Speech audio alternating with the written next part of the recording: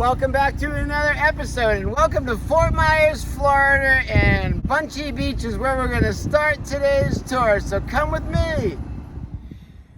Bunch Beach is located between the causeway going out to Sanibel and Fort Myers Beach.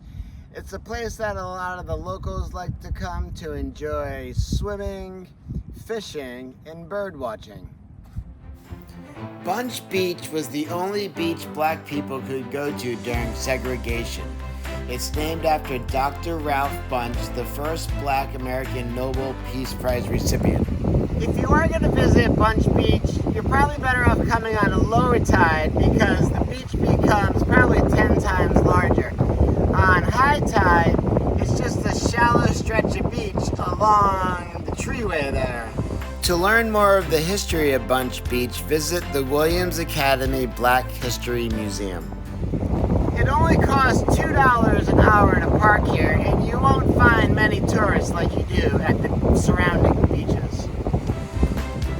Kayak rentals and a paddlecraft launch area are also available close by. So, standing on Bunch Beach, you can see the bridge going over to Sanibel behind me that way, and you can see the Pink Shell Resort and Marina on Fort Myers Beach over my shoulder there.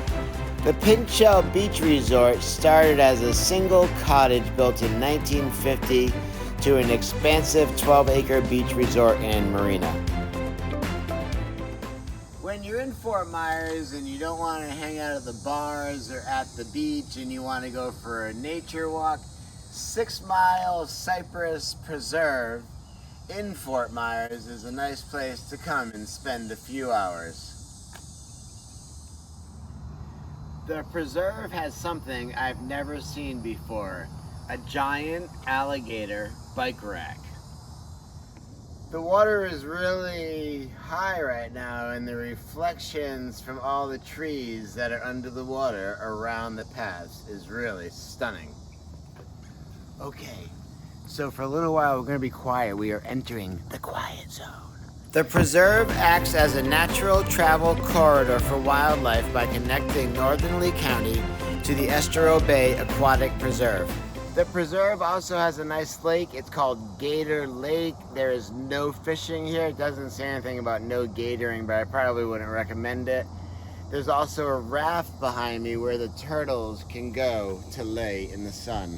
The preserve also deters flooding, recharges shallow wells, protects the health of the Gulf, and acts as a safe haven for nature. If you're at the preserve and you want to do the longest loop, it's about 1.5 miles long. There's a couple shorter ones. One's like a 1/4 mile and the other one's like a 1/2 mile. But the main loop's about 1.5 miles. It starts off along the Alligator Lake and then it wraps into the forest. Henry David Thoreau once said, "You learn that if you sit in the woods and wait, something happens." So maybe I'll do that for a little while. Let you know how I make out.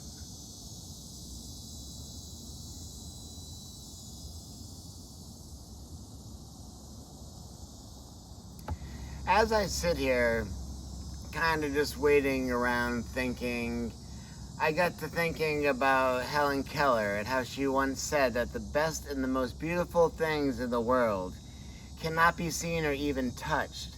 They must be felt with the heart.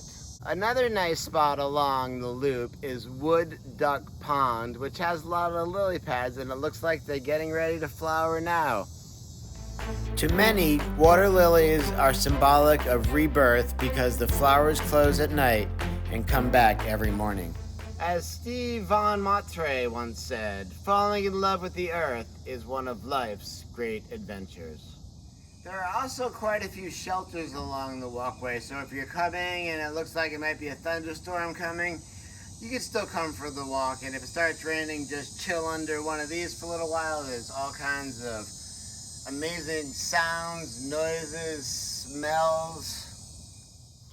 Another little pond along the preserve is Pop Ash Pond. This one has all kinds of information. It also has platforms you can stand on and sort of an interesting sort of shelter for viewing, but it also kind of keeps you blocked from the animals. I think that's why they got it like this. The water lily is also seen as a sign of enlightenment by the Buddhists because the flowers are rising out of the mud.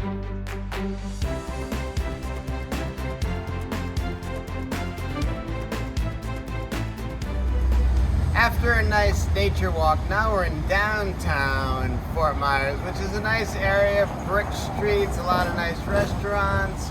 We'll show you a few of them, maybe eat at one of them, have a cigar. The pizza at Capone's is so good it should be illegal.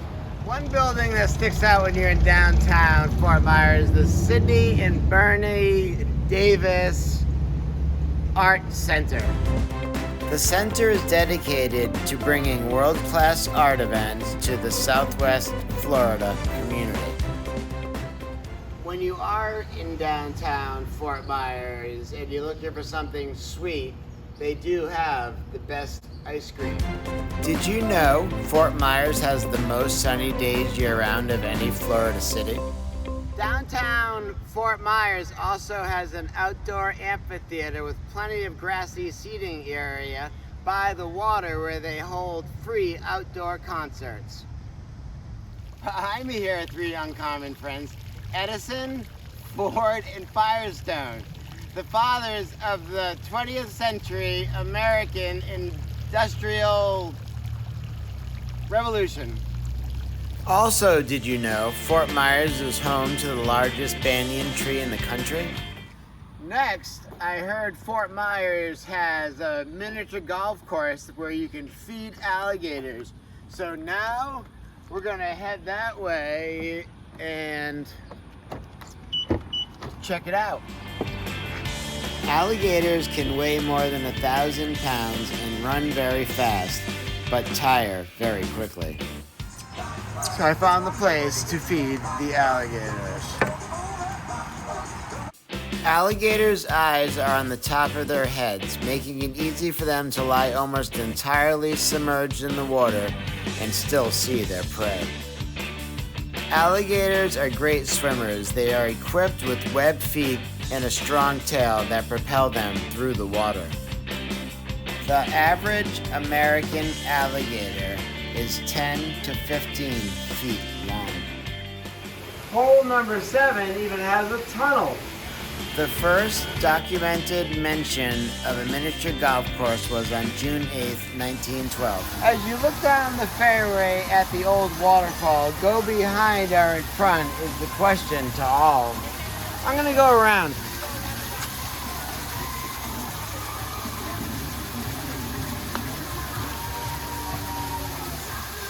Not gonna go anywhere. The name Putt Putt comes from an actual place in Fayetteville, North Carolina named Putt Putt Fun Center, founded in 1954. If you're in Fort Myers and you're looking for some good, authentic Mexican food, I would come to La Casita. That's where I like to come. The staff is very friendly and the food is great.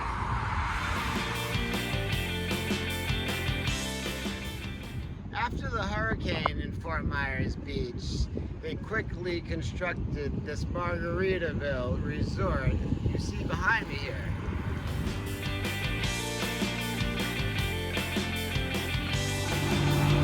The Margaritaville resort is on both sides of the beach road. There is a beach side with a pool and a beach club and a bridge that goes over the road to the other part of the Margaritaville complex. Margaritaville features 20 lodging locations with more than 20 additional projects in the pipeline. A fun place to stay when you're at Fort Myers Beach is the Lani Kai Island Resort. Highly recommend. This resort was founded by a family in 1977 and is still family run today. Nervous Nelly's is a nice place to listen to live music on Fort Myers Beach. The Yucatan is another nice place to eat at Fort Myers Beach. It's an island-themed eatery and bar that has live music with nautical decor and bamboo walls. The Cigar Hut in Fort coming. It used to be right on the beach, and during the storm it was washed away. So they made a new one a few streets inward.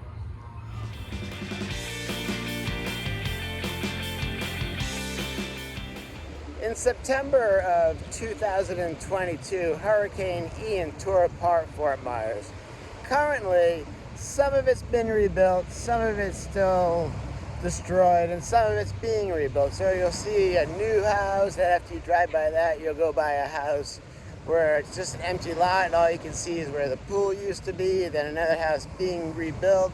So it's a little mixture of all that going on here right now. This is definitely the first time I've been color coordinated with a tuba player on the beach. Fort Myers Beach, down by the pier, is a nice place to watch the sunset. This is a spot that many people gather at sunset time. Did you know that by the time you see the sun set, it's actually gone?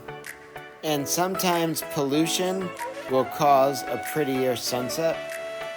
Well, that concludes another episode. Thank you for joining me for a little tour of Fort Myers and Fort Myers Beach. Don't forget to subscribe and smash that like button, and I will see you next time.